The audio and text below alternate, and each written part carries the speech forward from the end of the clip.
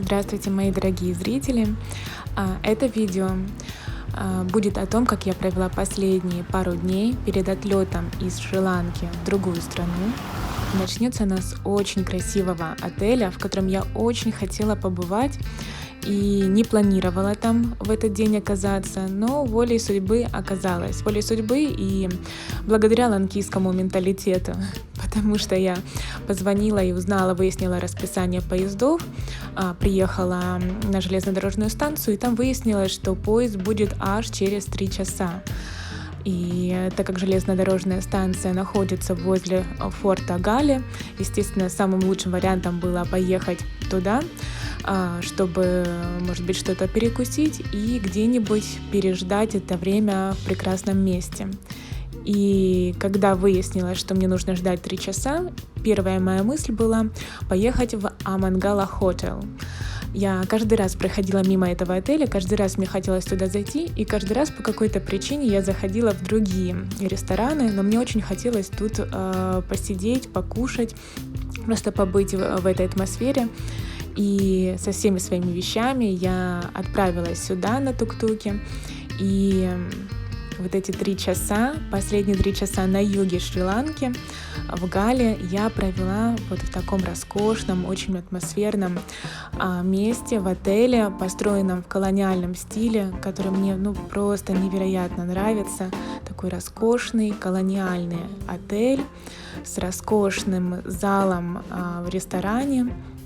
В общем, вот тут я провела очень атмосферно последние 3 часа на юге. Я бы сказала, что это для меня очень символично, потому что Шри-Ланка как раз научила, что с местным менталитетом, когда люди не умеют все организовывать четко, никогда не стоит планировать. И обычно, когда все идет не по плану, очень часто на Шри-Ланке происходят какие-то очень красивые, прекрасные моменты. Так, мне сказали, что мой завтрак готов. Я сейчас позавтракаю. Ну и как полагается в таких вот роскошных, приличных местах, когда ты заказываешь еду, она неприлично маленьких размеров. Вот такой у меня второй завтрак получился. И вот так я провела этот завтрак в таком красивом месте.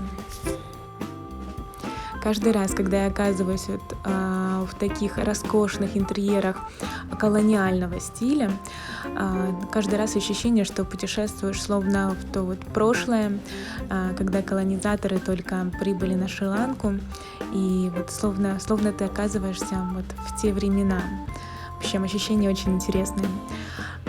Итак, последние 3 часа в Гале я провожу именно тут, чему я очень рада на самом деле, хоть это и неожиданно. И дальше я поеду на поезде в Коломбо на пару дней раньше, чтобы сдать PCR-тест, а дальше я полечу в следующую страну.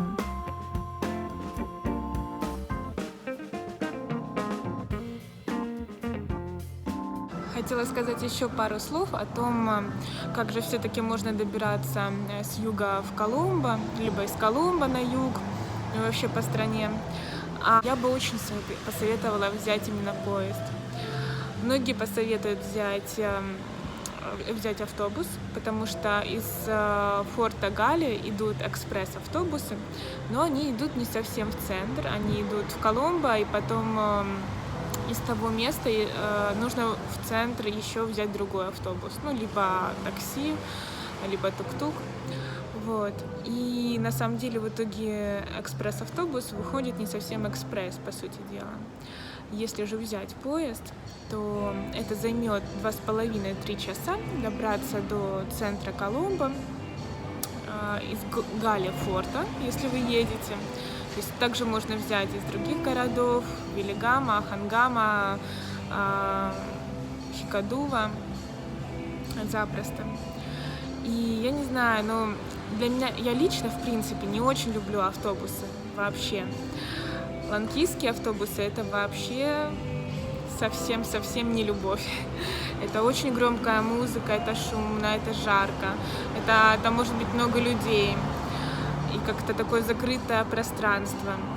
А вот поезда, не знаю, для меня поезда — это всегда что-то очень романтичное.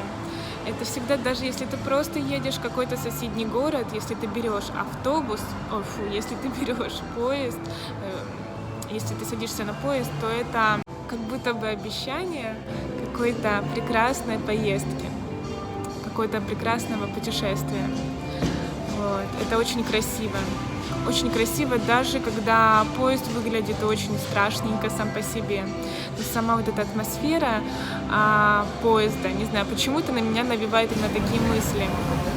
И если взять поезд вот на побережье, либо из побережья, из юга Шри-Ланки в Коломбо, то вы будете большую часть времени ехать вдоль побережья, вдоль океана.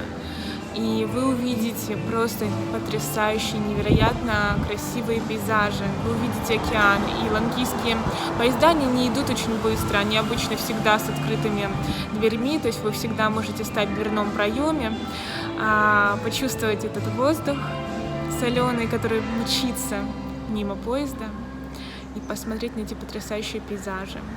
Либо же сесть возле окна и наблюдать эту красоту с окна. В общем, я хочу сказать, что даже если есть возможность взять машину, для меня, я в принципе машины не очень сильно люблю, тоже. Для меня это тоже закрытое пространство, где неприятный машинный запах. Вот. Мне кажется, даже когда есть выбор, все равно, если у вас не сильно много багажа, но у меня, кстати, багажа все равно достаточно, потому что надо будет что-то с этим думать, избавляться от большей части. В общем, в любом случае, мне кажется, что если есть выбор взять поезд, даже при финансовых более лучших возможностях, лучше брать поезд.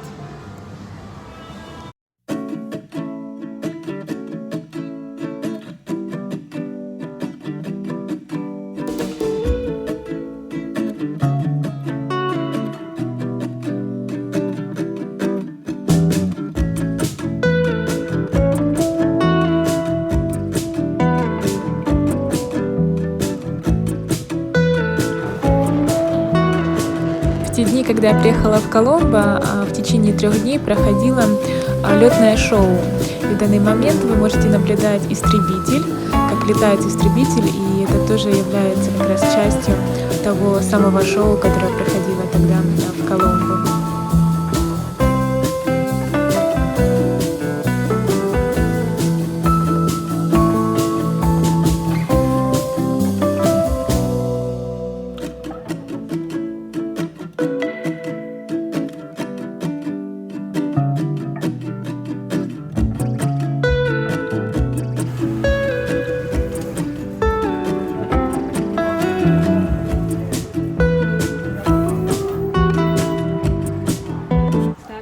Я прибыла в Коломбо, в свою квартиру на эти пару дней, в том же доме, где я была и до этого,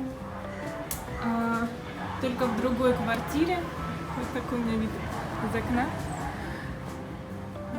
Тут уже нету кухни, потому что я всего на пару дней, мне она не нужна, но зато есть холодильник,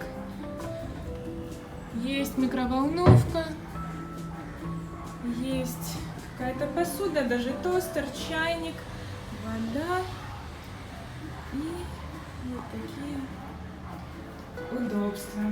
Удобство выглядит, кстати, поприятнее даже, чем в предыдущей квартире. Прям очень-очень приятно.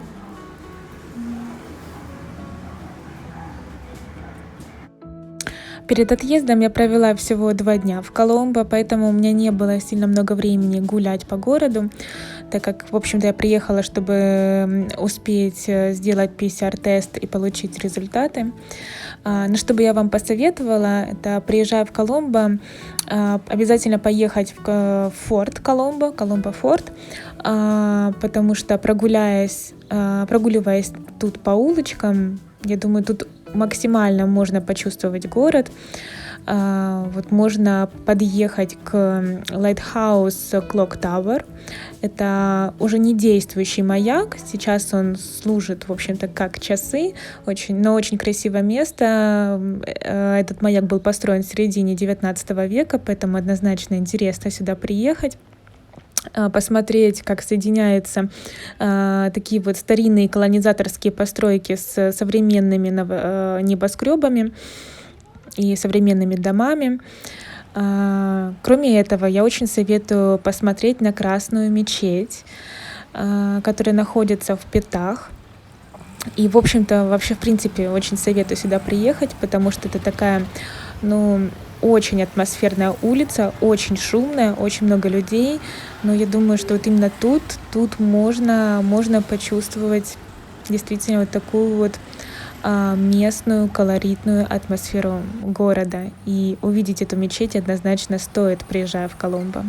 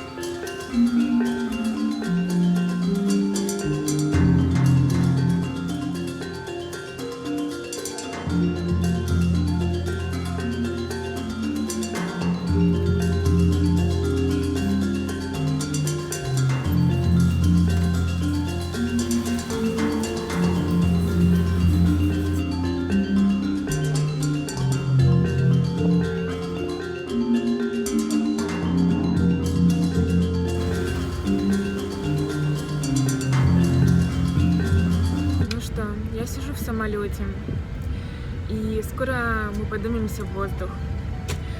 Это означает, что, пробыв на Шри-Ланке 15 месяцев, я теперь покидаю этот остров. Где-то месяц назад я была в Коломбо, и тогда у меня стоял вопрос, продлевать ли дальше визу, либо же виза у меня заканчивается как раз 6 марта, либо же продлить визу, либо полететь в другую страну. То есть мой план был вернуться в Украину в середине апреля, тогда, когда в Украине начинается весна. То есть виза заканчивалась 6 марта, но март — это совсем не тот месяц, когда хочется возвращаться в Украину. Это такой переходной период после зимы и перед весной, когда надо застегнуть ремни. Так, ремни застегнули. В общем, в марте я точно не собиралась возвращаться в Украину. Я очень скучаю за своей семьей, но я хотела вернуться в середине апреля. И я поняла, что в любом случае из Шри-Ланки буду лететь в Украину через Турцию. Поэтому я решила, у меня был выбор либо остаться все-таки на Шри-Ланке и уже в апреле вернуться в Украину, либо же полететь из Шри-Ланки в другую страну. Я решила полететь в Турцию, потому что в любом случае я буду пролетать эту страну, я буду в ней останавливаться на пути из Шри-Ланки в Украину, там будет пересадка. Поэтому подумала, почему бы тогда в таком случае не прилететь в Турцию, почему бы не побыть там месяца полтора и потом вернуться во второй половине апреля в весну в Украине. Я очень соскучилась за весной, и при том, что в Турции как раз в марте уже весна в самом разгаре, цветут деревья, и в общем я очень соскучилась за весной на самом деле. Good morning, ladies and gentlemen. On behalf of Qatar Airways, the One World Alliance. And please remember to remove all high heel shoes before using the slide and leave all hand baggage behind. Это самая классная презентация правил безопасности, которую я когда-либо вообще видела, летая из страны в страну. Qatar Airways просто молодцы. Вообще такие классные самолеты. В общем, я нахожусь в таком большом предвосхищении того, что же меня ожидает в этой моей новой жизни после 15 месяцев на Шри-Ланке. Мне сложно вообще представить, что же будет дальше. И я приглашаю вас стать частью этого моего нового опыта. опыта. Спасибо за просмотр и увидимся в следующем видео.